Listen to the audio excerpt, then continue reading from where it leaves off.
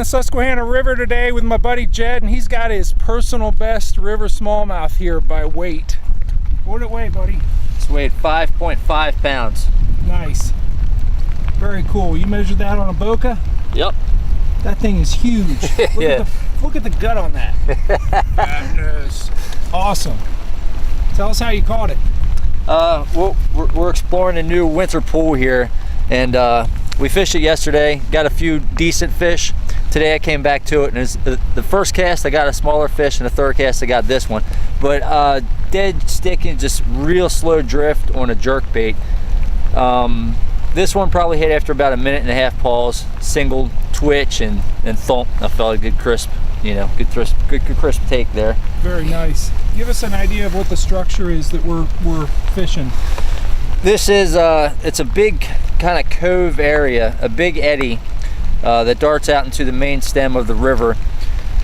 The exact area this one came from was behind a large point, and there's two big prominent ledges that come through there, and there's also a lot of big isolated boulders.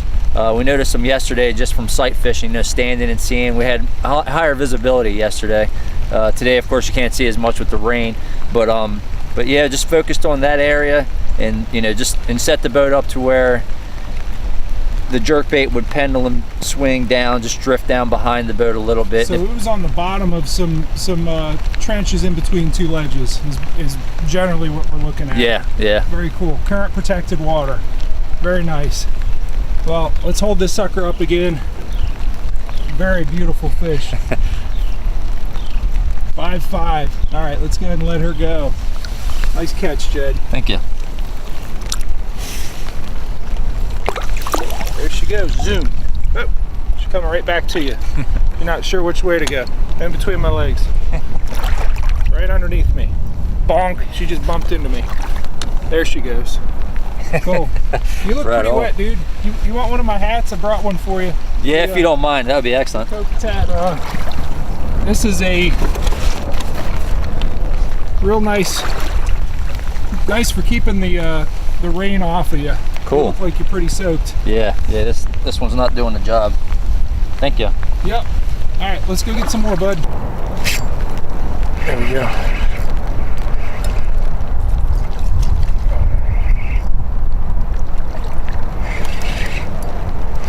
So we're fishing the Susquehanna River. The water temperature has dropped over 10 degrees this week.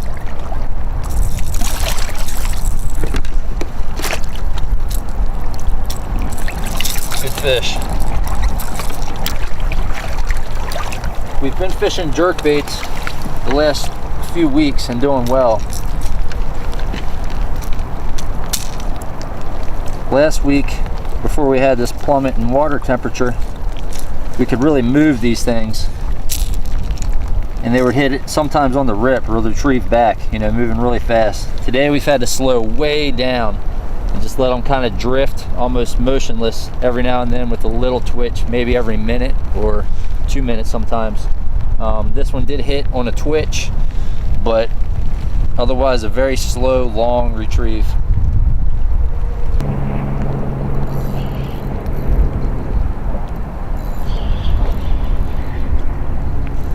That's a nice one. I got one here on a deep diving pointer 100. Jed was using the regular pointer.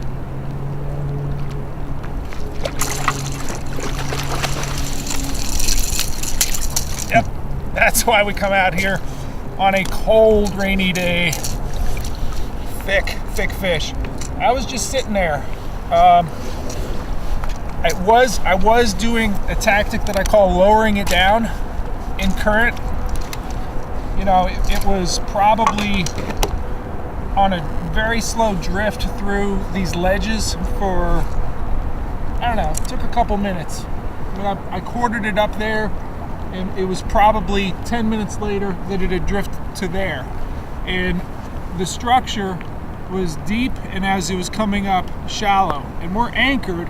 I'm going to talk to you a little bit about the process of lowering down a jerkbait through ledge trenches. All right, that's what this guy hit. I'm using that longer bill, and that's getting it down. We have a depth here of 6.5 feet, but we do have some 8 and 9 foot deep water. So that bigger bill is really getting down into these trenches nice and quickly. This one's 19 1/4, and he's right at 4 pounds. A nice 4-pound river smallmouth. We'll get ahead and put him back in, and I'm going to talk about the process or the technique that we use when lowering down these jerk baits. For the sake of doing this, I was casting out behind me and letting it kind of pendulum swing down, but at some point the bait is going to be directly downstream from you, and you can cover a lot of water doing this lowering down the jerk bait through these ledge trenches, and in particular on the taper ups. So pretend that I've completed my, you know, my pendulum swinging it down, and the rod and the line is completely downstream like this, and the current is pulling it. And if I just hold it there, the diving bill is going to get it down, and it's just going to sit in place. But that's not what I want. I want it to continue to drift at the same speed as the current here. So I'm going to open the bail and then swing it upward. And this is a rod that I initially built, that I had my buddy Jim Dutt with Smalley Sticks.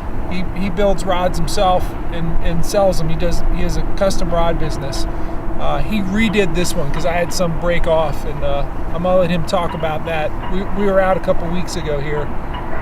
Let him talk about his business a little bit, but you see what I'm doing over the course of, I don't know, the last 25-30 seconds. All I'm doing is lowering it down nice and easy, and I'm keeping the tip of the rod is keeping pace with the current. I'm not throwing slack into it, but I'm not preventing it from doing anything but drifting with that current. And frequently when you get bit is when it really reaches that taper up, and you can kind of feel it drift into it. I will give it a pop every once in a while just to send a rattle out so everyone all those fish kind of look, but it's not really the strike trigger as much as you know, just announcing that it's there. So you just keep lowering it down. It's a very slow process, and frequently I'll catch them way down there. And when you have that much line out, you don't always feel the bite when it comes. The braid helps. I got fluorocarbon leader down there, probably 6 or 8 feet. That helps it get down a little bit, but you know, you're just lowering it down in current. Now the first drift through, that happened pretty slowly, and I can feel that I've pulled into shallower water, and that's a good thing because it's speeding up. But somewhere in that transition between the deep water and where it comes up, it'll pick up speed, and usually that's right where you get bit. So let's hope it happens here in a minute. And again, we're doing this from an anchored position. We're not drifting with it. All right, so what we're looking at here are these series of ledges that we keep drifting over, and as we go from upstream to downstream, as the jerkbait drifts along here, these fish position down in the trenches, and it'll clear maybe a deeper one, or maybe come up and bump into, you know, the taper up of the next one. They position facing upstream. So let's move towards shore a little bit. I can already kind of see the top of one ledge, a disturbance there, and we'll see it here on the screen, and they'll position right in here, right on that taper up. Just let your jerkbait drift right into it, and bam, and hit it. That's usually where they're taking it. But be sure to understand that this is a low water. We have really low clear water right now, where they position on the upstream side of these. When the river really gets cruising, they'll get on the back side of it, on the downstream end of these peaks of these ledges that come up to the surface. You know, as we get more current, they find current protection however they can, and frequently it's on the downstream side of these trenches. It's only in low clear conditions like what we have here you can look down into that water and actually see stuff on the bottom that they get on the upstream side of these ledges.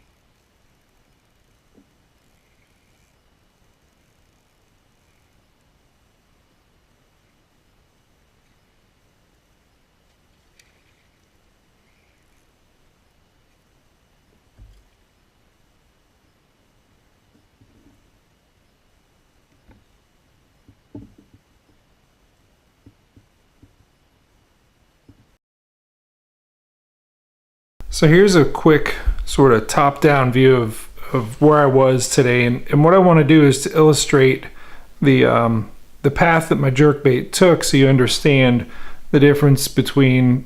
There's really two things going on. You could lower it straight down in segments, but also coming into that lowering it down, I would put it out to the side, and it would actually pendulum swing on me in my kayak from that fixed anchored position, and it would sort of, you know, it would be a little bit of an arc, and then I'd give it a rip, and I'd bring it, especially if I thought that I could bring it up above one of these ledge rocks, and then let it pass down, you know, across it, and then rip it up. You know, in each of these, this from here to here probably took 3 minutes. You rip it up, you let it drift another minute.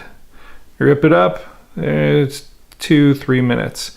Rip it up again, and then from there down, you know, that's probably a 10-minute run. So one presentation, you're looking at, you know, 15-16 minutes worth of your bait really just, you know, drifting with the current very slowly.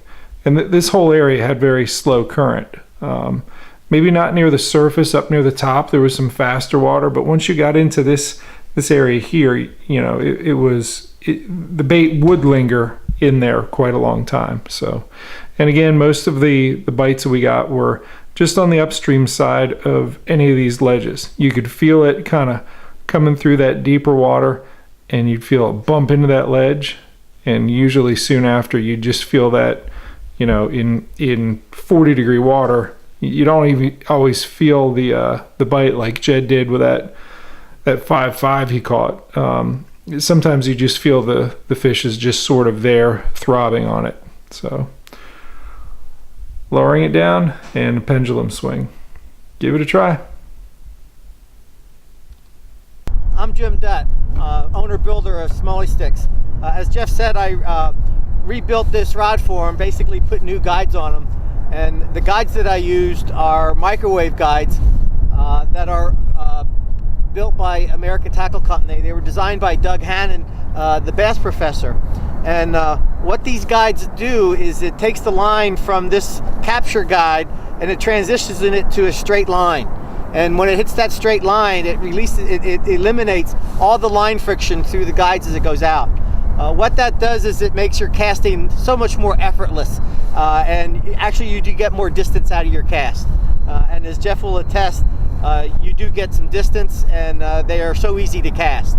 All of my rods that I build feature the microwave guides. I just think it's the best product out there for a line control system.